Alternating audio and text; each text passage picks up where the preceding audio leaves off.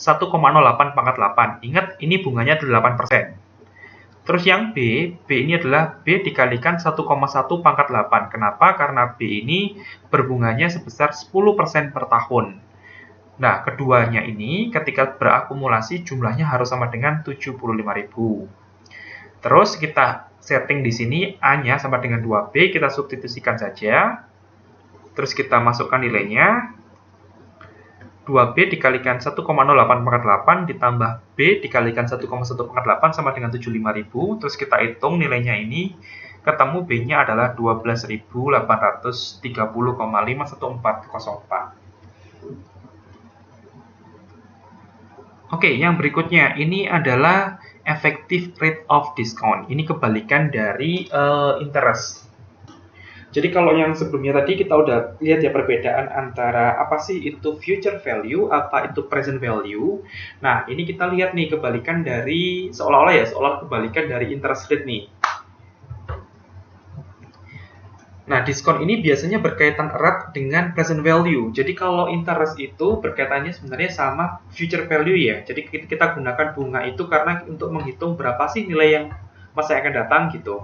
Tapi kalau diskon itu untuk menghitung kebalikannya. Jadi nilai di masa yang akan datang diketahui, terus nilai yang di masa sekarang itu berapa. Itu pakai diskon. Kalau sebelumnya kita mengenal yang namanya effective interest rate atau suku bunga efektif. Nah, ini kita kenalkan dengan yang namanya effective rate of discount atau tingkat diskon efektif. Oke, saya sudah gambarkan perbedaannya, perbedaan utama antara interest sama diskon di sini. Jadi kita lihat dulu definisi dari diskon ya.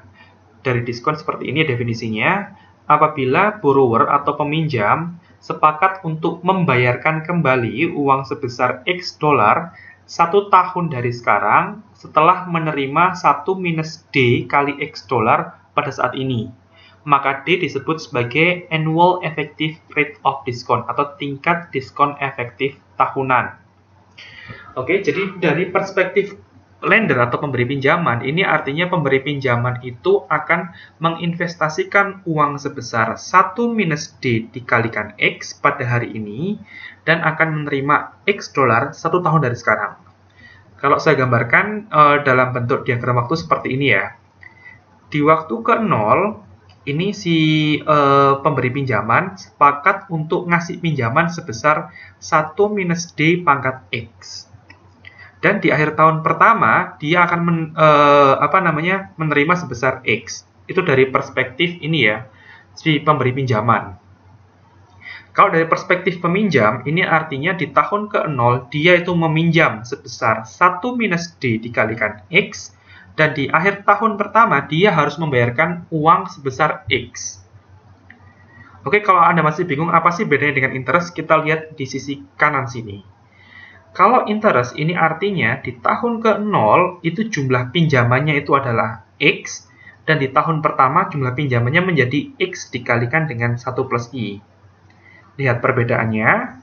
Sekali lagi balik ke sini lagi di diskon. Di diskon ini pinjaman mula-mula adalah 1 minus D dikalikan X, dan di tahun ke-1 menjadi X.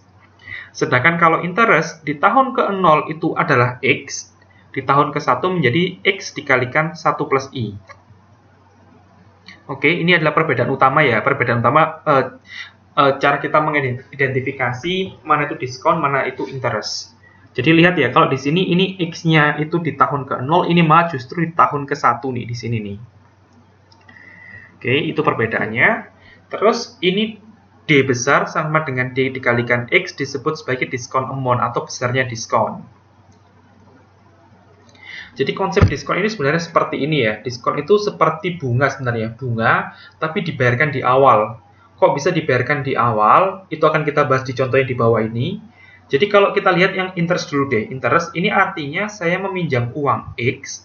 Saya 1 tahun mendatang harus membayarkan sebesar X ditambah 1 plus I. Nah ini kan pasti ada bunganya kan ya. Porsi bunganya di sini ini adalah I dikalikan dengan X. Ini adalah porsi bunga yang harus saya bayarkan. Nah, bunga ini dibayarkan di tahun ke-1. Perbedaannya adalah kalau yang di bagian diskon, ini saya utangnya sebenarnya pingin utang X, tapi ternyata dikasih 1 minus D kalikan X. Ini artinya saya dikasih diskon ini artinya adalah bunga yang harus saya bayarkan ke peminjam. Terus di akhir tahun pertama saya bayarkan sebesar X di sini. Nah, biar nggak bingung ya, kita lihat contohnya dulu. Kita lihat contohnya. Nah, ini sebuah bank, ini ngasih pinjaman ke Anda sebesar $1.000 pada tingkat diskon efektif 8% per tahun. Ini artinya bank ini akan ngasih uang ke Anda $920. Jadi sebenarnya itu Anda pinjamnya itu 1.000, tapi bank itu malah nggak ngasih 1.000, yang dikasih itu malah 920 nih di sini. Sedikit terdengar aneh gitu kan ya, tapi memang ini cara kerjanya dari diskon rate seperti ini. Jadi ini diskonnya itu kan berarti 8% dari 1.000, yaitu sebesar 80 gitu kan ya. Nah, 80 ini di-charge di awal nih. Jadi sebenarnya Anda butuhnya 1.000, ternyata udah di-charge di awal bunganya, atau kita sebut sebagai diskonnya gitu kan ya. Di-charge di awal kita kurangkan, nah 920 inilah yang akan dikasih ke Anda. Nah 920 ini Anda terima, 1 tahun mendatang Anda diwajibkan membayar sebesar 1.000, karena 1.000 itu dianggap sebagai hutang mula-mulanya. Jadi di sini ini besar diskonnya itu adalah 8% kali 1.000, yaitu 80. Terus uang yang Anda terima itu adalah 920. Setahun mendatang Anda harus mengembalikan sejumlah 1.000. Perbedaan utama dengan kalau yang cara kerjanya suku bunga seperti ini sama ya, misalkan saya setting I-nya itu 8%, kalau ini tadi D-nya 8%, ini I-nya 8%, kalau dalam interest rate, itu artinya Anda pinjam 1.000, Anda dikasih 1.000, tapi setahun mendatang Anda harus mengembalikan 1.080. Nah, 80 rupiah ini menunjukkan bunganya. Jadi saya harap Anda tahu ya perbedaannya ya. Jadi kalau di diskon itu artinya Anda pinjam 1.000 itu Anda menerimanya nggak utuh 1.000. Dalam hal ini Anda hanya menerima 920, tapi Anda mengembalikan 1.000. Tapi kalau dalam interest rate, itu Anda pinjam 1.000, dikasihnya tetap 1.000, setahun mendatang Anda mengembalikannya adalah lebih dari 1.000. Dalam hal ini adalah 1.080. Oke, berkaitan dengan tingkat diskon efektif, ini adalah formula umumnya. Jadi kalau di interest rate, kita mengenal efektif interest rate gitu kan ya, yang kita simbolkan dengan IT1T2. Ini formulanya kalau balik ke formula interest rate, efektif interest rate itu adalah AT2 dikurangi dengan AT1 dibagi dengan AT1. Nah, kalau diskon ini, efektif diskon rate pada waktu ke T1 sampai T2, ini besarnya itu adalah AT2 dikurangi AT1 dibagi dengan AT2. Lihat perbedaan utamanya itu adalah di bagian bawahnya ya, bagian penyebutnya. Jadi kalau bagian pembilang itu sama semuanya, yaitu AT2 dikurangi dengan AT1. Kenapa? Karena kita tahu bahwasanya AT2 itu pasti lebih besar dibandingkan dengan AT1. Cuman di bagian penyebutnya, kalau di effective interest rate itu adalah yang di sini, di T1-nya, maka yang di bagian diskon itu standpoint-nya atau pembaginya itu adalah di bagian sini nih, di bagian T2-nya. Pun demikian juga ketika kita menghitung DN, itu tingkat diskon efektif pada waktu ke N. Kalau kita flashback ke bagian IN ya, IN itu tingkat bunga efektif pada waktu ke N itu adalah AN dikurangi dengan AN-1 dibagi dengan AN-1, maka ini pembilangnya sama, perbedaannya adalah di bagian penyebutnya. Ini kita pakai AN di sini, tapi kalau di sini kita pakai AN-1.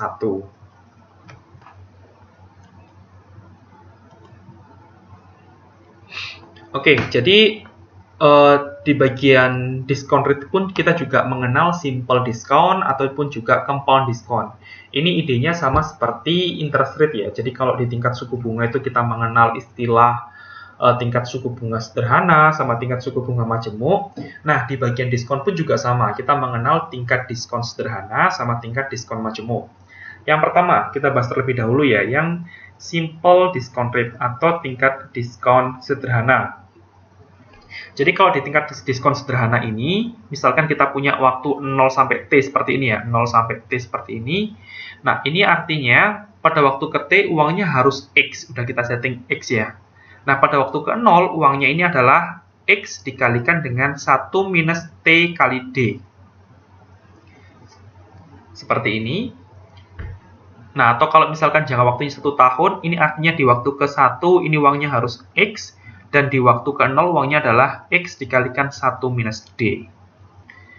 Nah, secara efektif, ini kita punya AT-nya seperti ini ya. AT ini berarti adalah fungsi akumulasi. Ingat ya, AT ini berkaitan dengan future value ya, future value. Kalau kita mau menghitung present value, itu kaitannya adalah dengan VT-nya. Ini kita definisikan AT untuk simple discount rate seperti ini. Yang berikutnya compound discount rate. Nah, ini ada sedikit typo di sini, nanti tolong dibenarkan ya.